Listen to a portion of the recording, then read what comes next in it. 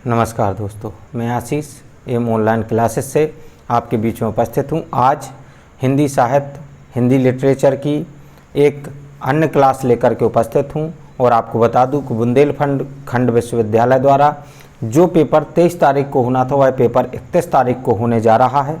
आप सभी लोग इसको सूचना भी मान लें, क्योंकि बहुत से ऐसे हमारे भाई बहन हैं जो लोग कभी कभी एग्ज़ाम छोड़ देते हैं किसी कारणवश न जानकारी प्राप्त होने पर। तो आपको बता दें, आपका यह एग्ज़ाम 31 तारीख को उसी समय, उसी पाली में और उसी सेंटर पर होगा। और चलिए अब आज के जो पहले नंबर के प्रश्न में प्रवेश करने जा रहे हैं, जो आगे की श्रृंखला हमारी रह गई थी वह आपके बीच में उपस्थित कर रहा हूं। और आप लोग इसको भी अच्छा मान करके और अच्छे तरीके से अध्ययन करें और ध्यान दें, क्योंकि आपके लिए यह ज़रूरी है, आवश्यक है। चलिए आज के प्रथम नंबर के प्रश्न से प्रवेश करते हैं और आपकी इस लंबी श्रृंखला को हम जल्द से जल्द भी समाप्त करेंगे, क्योंकि हमने जैसा कहा था कि आप सुपरफास्ट तरीके से आंसर देंगे 3 से 5 सेकंड के अंतराल में, और हम आपके बीच में उत्तर प्रस्तुत कर देंगे अन्यथा की दृष्टि में। चलिए पहला नंबर का आज का प्रश्न हमारा दिया गया है, आपकी स्क्रीन पर साफ देखा जा सकता है कि निम्नलिखित में से कौन सा कवि छायावाद का नहीं है। आपके सामने 4 ऑप्शन दिए गए हैं: सुमित्रा नंदन पंत, श्रीमती महादेवी वर्मा, जयशंकर प्रसाद और मैथिली शरण गुप्त। चारों ऑप्शन दिए गए हैं। हिंदी के आपके लिटरेचर का यह पार्ट मुख्यतः जरूरी है, जो आपको प्रश्नों की श्रृंखला दी जा रही है, तो आप उसको रिवाइज करके आपको पुस्तक ना उठानी पड़े, इसके लिए हम प्रयास पूरा कर रहे हैं कि आप लोग तत्काल प्रभाव से जवाब देते जाएं। तो निम्नलिखित में से कौन सा कवि छायावाद का नहीं है आपको बताना है। तो छायावाद के इनमें से जो कवि की चर्चा ना की जाए, तो छायावाद में आपके मैथिली शरण गुप्त जो हमारे हैं वह छायावाद काल के नहीं हैं। तो छायावाद के नहीं है, तो यह आपका यही सही आंसर है। लीजिए आपके डी ऑप्शन में सही है। लीजिए आपका 61वां नंबर अगला प्रश्न है, क्योंकि 60 प्रश्नों की श्रृंखला हम पूर्ण कर चुके हैं पहले, 60-59 प्रश्नों की। इसके बाद के इस पार्ट के हम प्रश्न आगे बढ़ा रहे हैं, जबकि और हमारे जो पेपर थे वो हम सॉल्व भी कर चुके हैं काफ़ी हद तक। 61वां नंबर प्रश्न आता है, तार सप्तक के संपादक हैं। तार सप्तक के संपादक कौन है? भारत भूषण अग्रवाल, सुमित्रा नंदन पंत, अज्ञे और निराला। चारों ऑप्शन दिए गए हैं। 61वां नंबर आपके स्क्रीन पर साफ देखा जा सकता है प्रश्न। तो 61वें नंबर का आपको जवाब देना है, जिसका उत्तर सही है। इसमें अज्ञे साहब जो हैं तार सप्तक के संपादक के तौर पर देखे जा सकते हैं। यह आपको बता दें, यह जो प्रश्न श्रृंखला है यह प्रतियोगी छात्रों, शिक्षक भर्ती या अभी जो Uttar Pradesh SSC UP SSC के द्वारा पेपर कराया गया पैट का, उसमें भी हिंदी के कुछ क्वेश्चन आए हैं। तो इस तरीके से आप लोग इसमें भी भाग ले सकते हैं, क्योंकि आगे भी इसी तरीके से प्रश्न पत्र तैयार होंगे। और जिसकी आपको हम रिव्यू का वीडियो भेज चुके हैं, उसमें भी आप लोगों ने देखा होगा कि हमारी टीम ने पूरे अच्छे तरीके से वर्क किया और हमारे बहुत से अभ्यर्थी इसमें पास होंगे। हमें खुशी है और सभी को शुभकामना है। अगला प्रश्न आता है, छायावाद के कवि हैं। छायावाद के कवि हैं कुंवर नारायण, जयशंकर प्रसाद, अज्ञे, माखनलाल चतुर्वेदी। 62वां नंबर प्रश्न है, आपकी स्क्रीन पर साफ देखा जा सकता है। क्या कहता है? तो 62वें नंबर का आपको उत्तर बता दें, जिसका उत्तर सही है जयशंकर प्रसाद। छायावाद के कवि हैं, तो छायावाद के कवि कौन हैं? जयशंकर प्रसाद छायावाद के कवि हैं। लीजिए अगले प्रश्न में बढ़ते हैं। अगला 63वां नंबर है, रामधारी सिंह दिनकर किस काव्यधारा के कवि थे? छायावाद के, प्रगतिवाद के, राष्ट्रीय, नई कविता। चारों ऑप्शन दिए गए हैं। 63वें नंबर का आपको जवाब देना है। 63वें नंबर का आपको बता दें, तो इसका उत्तर सही है प्रगतिवादी। प्रगतिवाद थे रामधारी सिंह दिनकर। किस काव्यधारा के कवि थे? तो प्रगतिवाद काव्यधारा के कवि के तौर पर कहे जाते हैं हमारे रामधारी सिंह दिनकर। अगला प्रश्न हमारा आता है 64वां नंबर। क्या कहता है? ध्यान दें। कीर्ति पताका के रचयिता। कीर्ति पताका के रचयिता कुशल राय, भट्टे, केदार और मधुकर या विद्यापति। चारों ऑप्शन दिए गए। 64वें नंबर प्रश्न की श्रृंखला चल रही है। जल्द से जल्द जवाब देते जाएं, क्योंकि हमारा जो लक्ष्य है कि हम आपको सुपरफास्ट तरीके से क्लास समाप्त करें और अगली क्लास तत्काल प्रभाव से देने की कोशिश करते हैं। 64वें नंबर का उत्तर जो सही है वह है विद्यापति जी। कीर्ति पताका के रचयिता के तौर पर विद्यापति का नाम आता है, इसलिए डी पार्ट इसका उत्तर सही है। अगला प्रश्न आता है हमारा 65वां नंबर, अनामिका के रचयिता। अनामिका जो रचना है उसके रचयिता के तौर पर किसका महानुभूति का नाम आता है? तो महामूर्ति का नाम बताएं है महादेवी वर्मा। सुमित्र नंदन पंत, निराला, आगे। चारों ऑप्शन दिए गए हैं। 65वां नंबर आपकी स्क्रीन पर दिख रहा है। 65वां प्रश्न में हम प्रवेश कर चुके हैं, जिसका उत्तर सही है। तो अनामिका के रचयिता के तौर पर निराला का नाम आता है, तो निराला आप याद रखें। तो सी पार्ट इसका सही है। लीजिए अगले प्रश्न में बढ़ते हैं। महादेवी वर्मा किस काव्य धारा की कवित्री हैं? यह मैं बोल चुका हूं कि यह प्रतियोगी छात्रों हेतु, ना कि बुंदेलखंड विश्वविद्यालय में केवल बीए कर रहे या हिंदी के पेपर को सॉल्व कर रहे उनके लिए, छात्रों के लिए, प्रतियोगी छात्रों कंपटीशन दे रहे के लिए भी लाभकर है, क्योंकि इसमें बहुत सी ऐसी रचनाएं हैं जो अधिकतर आती ही रहती हैं, बहुत से ऐसे क्वेश्चन हैं जो आते ही रहते हैं, क्योंकि ऑब्जेक्टिव है। ऑब्जेक्टिव में तो अब कुछ भी आ सकता है, आपका कोई निश्चित नहीं है सिलेबस। ये न माने हिंदी में क्या नहीं आएगा। तो हिंदी का यदि आप पार्ट का सिलेबस किसी भी आप प्रतियोगी परीक्षा की तैयारी कर रहे हैं तो उसके लिए भी लाभकर होगा। 66वें नंबर प्रश्न में कहा जाता है महादेवी वर्मा किस काव्यधारा की कवित्री हैं? सगुण भक्ति काव्यधारा, प्रगतिवादी काव्यधारा, छायावादी काव्यधारा या रीतिबद्ध काव्यधारा। 66वें नंबर प्रश्न की चर्चा की जा रही है, तो 66वें नंबर का उत्तर जो सही है छायावादी काव्यधारा, इसका उत्तर सही है, सी पार्ट। लीजिए अगले प्रश्न की ओर बढ़ते हैं। कामायनी महाकाव्य के रचयिता, आसान सा प्रश्न आपकी स्क्रीन पर दिख रहा है। सुमित्र नंदन पंत, निराला, जयशंकर प्रसाद, धर्मवीर भारती। आपकी स्क्रीन पर दिया गया है 67वां नंबर, यानी कि 67वें नंबर प्रश्न की चर्चा कर रहे हैं हम। 67वें नंबर का आपको जवाब देना है, तो जिसका उत्तर जो सही है आपको बता दें, इसका है जयशंकर प्रसाद, यानी सी पार्ट। कामायनी महाकाव्य के रचयिता के तौर पर कहा जा सकता है, तो जयशंकर प्रसाद का नाम आता है। लीजिए अगले प्रश्न की ओर बढ़ते हैं। अगला प्रश्न हमारा है 68वां प्रश्न क्या कहता है? निम्नलिखित में कौन सा कथन आधुनिक काल से संबंधित है? आधुनिक काल से संबंधित है, कौन सा कथन आधुनिक काल से संबंधित है? 68वें नंबर की चर्चा की जा रही है। 68वें नंबर पर पहला नंबर दिया गया, आधुनिक हिंदी काव्य आधुनिक कवियों के इसी स्वच्छंद और समर्थ व्यक्ति की अभिव्यक्ति है। बी पार्ट कहता है विलास के साधनों से हीन कर्म और आचार के स्थान में अंधविश्वासी हो चला था। सी पार्ट कहता है साहित्य मानव समाज की भावात्मक स्थिति और गतिशील चेतना की अभिव्यक्ति है। डी पार्ट कहता है इनमें से कोई नहीं। आपके स्क्रीन पर चारों ऑप्शन बने हुए, तत्काल प्रभाव से जवाब दें। 68वें नंबर का जवाब दें। बहुत ही अच्छे तरीके से आप लोग जवाब दे रहे हैं, आशा करते हैं। इसका ए पार्ट सही है। निम्नलिखित में से कौन कथन आधुनिक काल से संबंधित है? आधुनिक हिंदी काव्य आधुनिक कवियों कि इसी स्वच्छंद और समर्थ व्यक्तित्व की अभिव्यक्ति है, यह ए पार्ट सही है। आप लोग जिस तरीके से हमारा सहयोग कर रहे हैं, बहुत ही अच्छे तरीके से, आशा करते हैं और भी गतिशील हो जाएं। आशा करता हूं कि आप लोग और भी हमारा सहयोग करेंगे, क्योंकि हम आपके लिए इसी तरीके से लगे रहेंगे, लेकिन आप लोग हमें भी एनर्जी दें। हमारे चैनल को यदि अभी तक जो भी स्टूडेंट बुंदेलखंड विश्वविद्यालय या प्रतियोगी छात्र हैं जिन्होंने अभी तक सब्सक्राइब नहीं किया है, तो हमारे चैनल को भी सब्सक्राइब करें और क्लासेस को भी लाइक करते रहें, अपने दोस्तों को भी शेयर करें। किसी भी सोशल मीडिया प्लेटफॉर्म से आप हमारे चैनल को शेयर कर सकते हैं, जिससे कि हमें भी सहयोग प्राप्त होगा और उन बच्चों तक भी पहुंच पाएंगे जो बच्चे वास्तव में इन सब चीज़ों से नहीं गुजर पाए हैं। जैसे हम लोगों ने मानवाधिकार का जो स्पेशल तरीके की क्लास दी, उससे बहुत से बच्चों ने हमें बहुत ही अच्छे रिव्यू दिए, बहुत ही अच्छे परिणाम आए कि बच्चों ने हमें डायरेक्ट यही कहा कि सर इस तरीके से हमें क्लास में नंबर प्राप्त हो गए हैं, ऐसे बने हैं प्रश्न कि वास्तव में ऐसा लग रहा था कि पेपर आपने बनाया है क्या। तो वास्तव में आप लोग मेहनत करते रहिए, हम लोग भी आपका सहयोग पूरा करेंगे। 69 नंबर का आपका प्रश्न दिया गया, प्रकृति के सुकुमार कवि कहलाते हैं। सुकुमार कवि प्रकृति के कहलाते हैं, तो उनमें से किसका नाम आता है? यह वेरी मोस्ट प्रश्न है। निराला, पंत प्रसाद या महादेवी वर्मा। आपको बताना है 69वां नंबर आपके प्रश्न आपकी स्क्रीन पर दिया गया, तो पंत साहब का इसमें नाम आता है।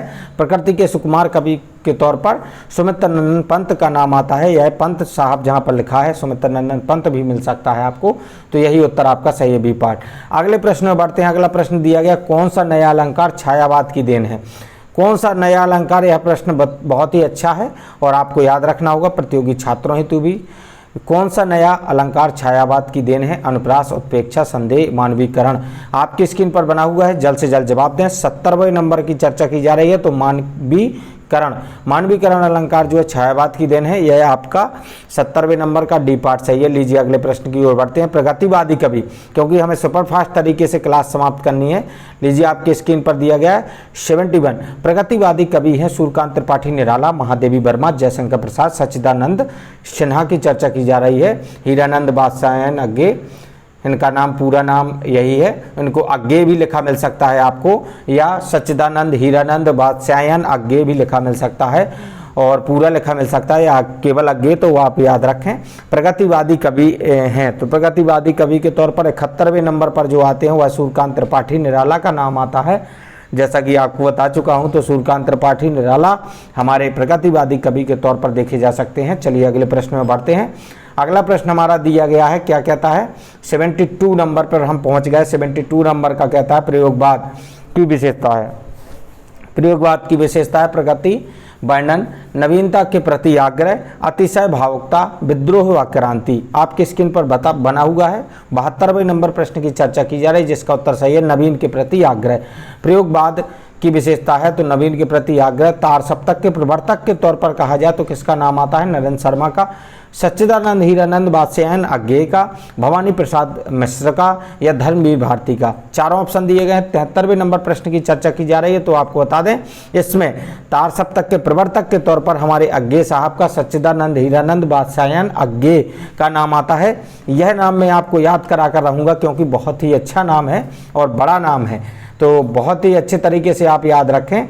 अगला प्रश्न लीजिए, सच्चिदानंद वात्स्यायन हीरानंद वात्स्यायन अज्ञे द्वारा संपादित तार सप्तकों की संख्या कितनी थी।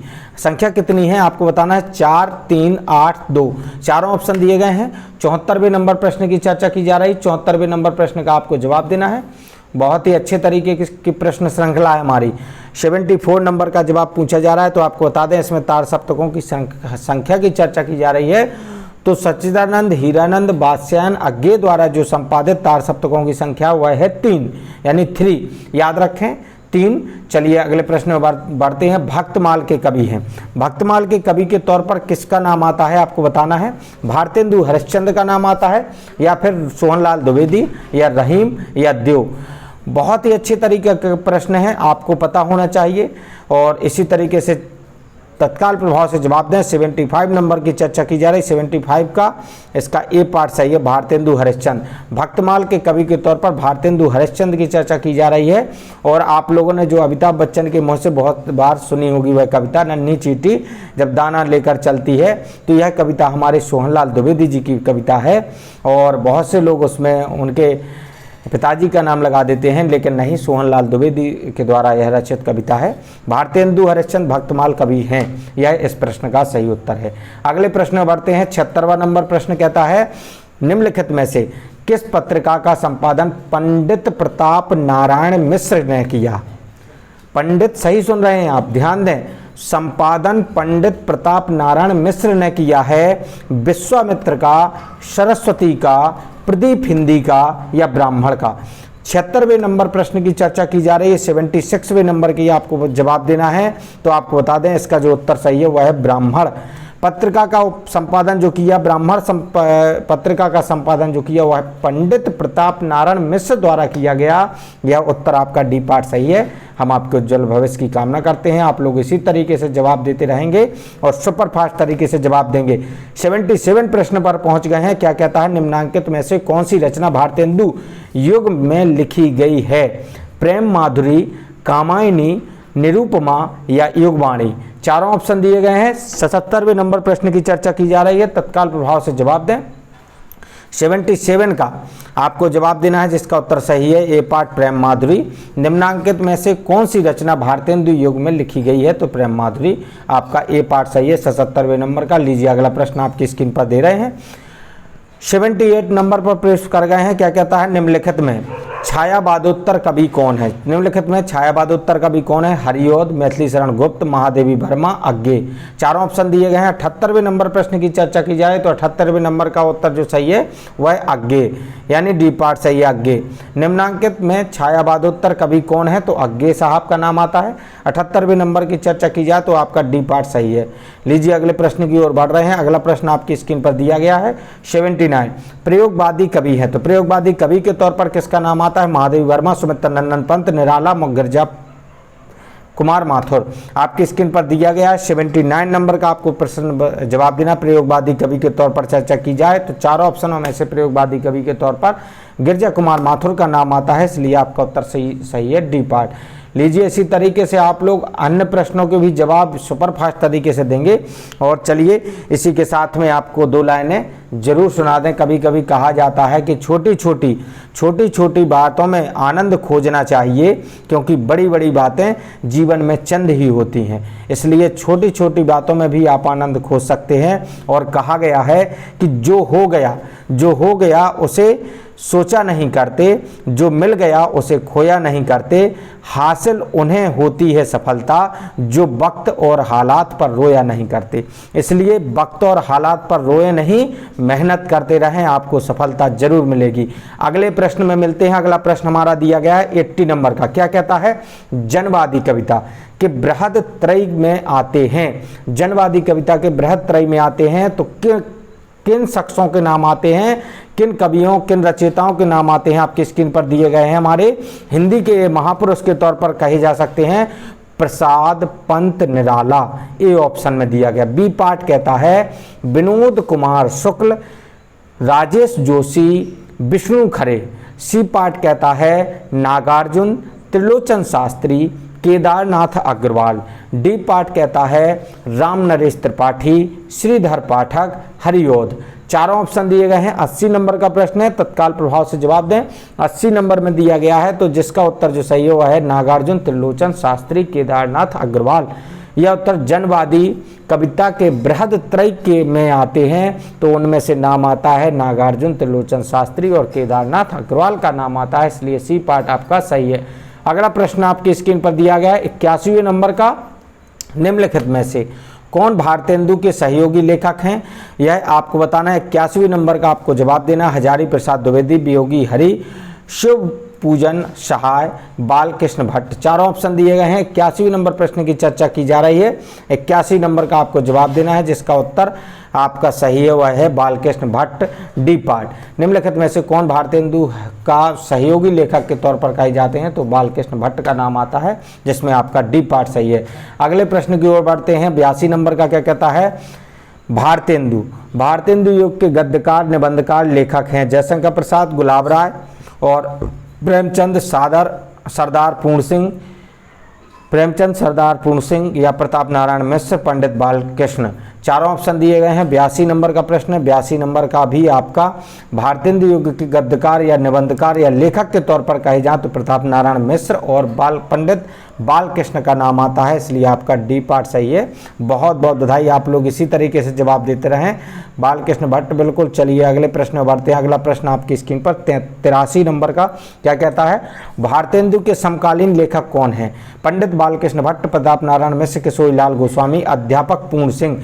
83वें नंबर प्रश्न की चर्चा की जा रही है। 83वें नंबर प्रश्न का आपको जवाब देना। अध्यापक पूर्ण सिंह भारतेंदु के समकालीन लेखक नहीं हैं इनमें से, तो अध्यापक पूर्ण सिंह नहीं है। जबकि समकालीन लेखकों की चर्चा की जाए तो पंडित बालकृष्ण भट्ट आते हैं, प्रताप नारायण मिश्र आते हैं और किशोरीलाल गोस्वामी साहब आते हैं। और चलिए अगले प्रश्न में बढ़ते हैं। 84वां नंबर हमारा क्या कहता है?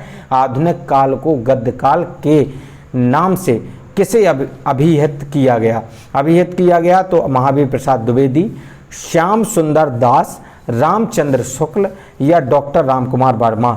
84वें नंबर प्रश्न की चर्चा की जा रही है। तो 84वें प्रश्न में आधुनिक काल को गद्य काल के नाम से किसे अभिहित किया? तो वह है श्री रामचंद्र शुक्ल। सी पार्ट आपका सही है। आपका सी पार्ट इस प्रश्न का उत्तर सही है 84वें नंबर का। लीजिए अगले प्रश्न में बढ़ते हैं। अगला प्रश्न क्या कहता है? द्विवेदी युग की कलावधि है। द्विवेदी युग की कलावधि है क्या है?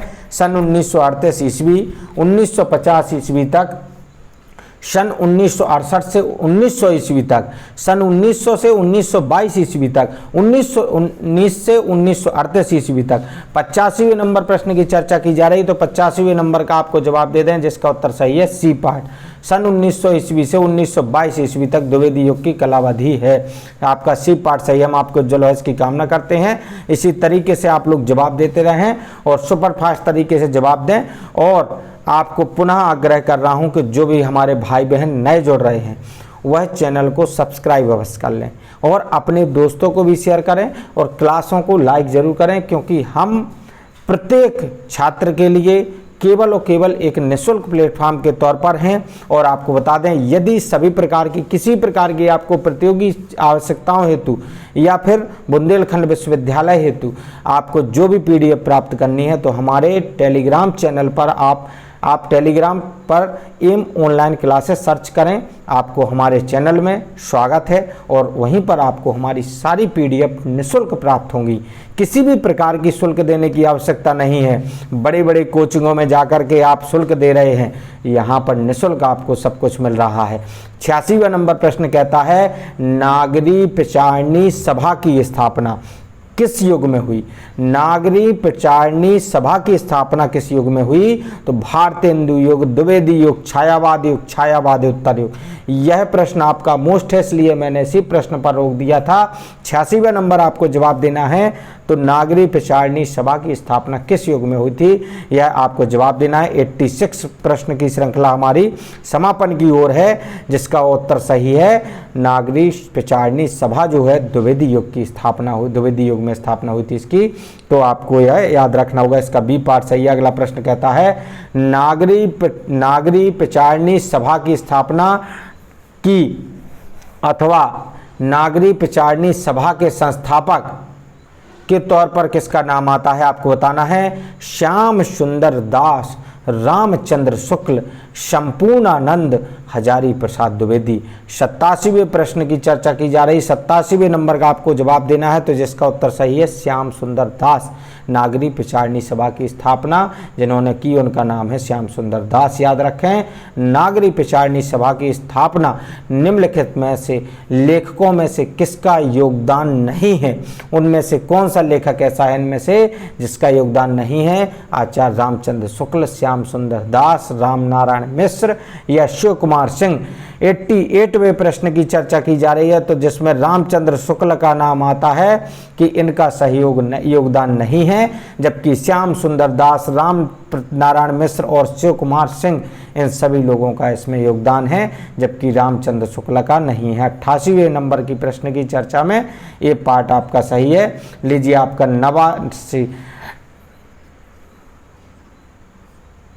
88 के बाद यह है, लीजिए 99 नंबर पर पहुंच गए, कोई बात नहीं। आपको 99 नंबर प्रश्न की चर्चा कर रहे हैं, तो 99 नंबर प्रश्न का आपको जवाब देना है। इसमें दिया गया है, निम्नलिखित में से कौन द्विवेदी युग के लेखक नहीं है? द्विवेदी युग के लेखक के तौर पर नहीं है, तो इसमें नाम आता है बाबू श्याम सुंदर दास, और चलिए सरदार पूर्ण सिंह, बाल मुकुंद गुप्त, हजारी प्रसाद द्विवेदी। और चलिए अब 99 पर पहुंच गए हैं, तो थोड़ा सा अब आज की क्लास को यहीं पर ब्रेक लेते हैं। धन्यवाद साथियों। अब अगली क्लास में आपको यही पूर्ण करके दूंगा, कोई बात नहीं, यहीं से शुरू करते हैं आगे की क्लास को, क्योंकि हम आपको इसी तरीके से क्रम से लेंगे। और चलिए धन्यवाद, जय हिंद साथियों, वंदे मातरम साथियों। आप लोग इसी तरीके से जुड़े रहें, अध्ययन करते रहें और प्रत्येक क्लास को देखें, क्योंकि आपके लिए यह क्लास है, एक एक क्लास महत्वपूर्ण है। जो बुंदेलखंड विश्वविद्यालय में हिंदी पाठ्यक्रम में आपके BA के एग्जाम में हिंदी विषय लिए हैं, हिंदी साहित्य का पेपर देने जा रहे हैं, उनके लिए यह जरूरी है। जय हिंद साथियों, वंदे मातरम साथियों। आप लोग हमारे चैनल को सब्सक्राइब करें, लाइक करें, शेयर करें यदि आपको पसंद आता है, और टेलीग्राम चैनल पर आप जाकर के सारी PDF प्राप्त कर सकते हैं। जय हिंद साथियों।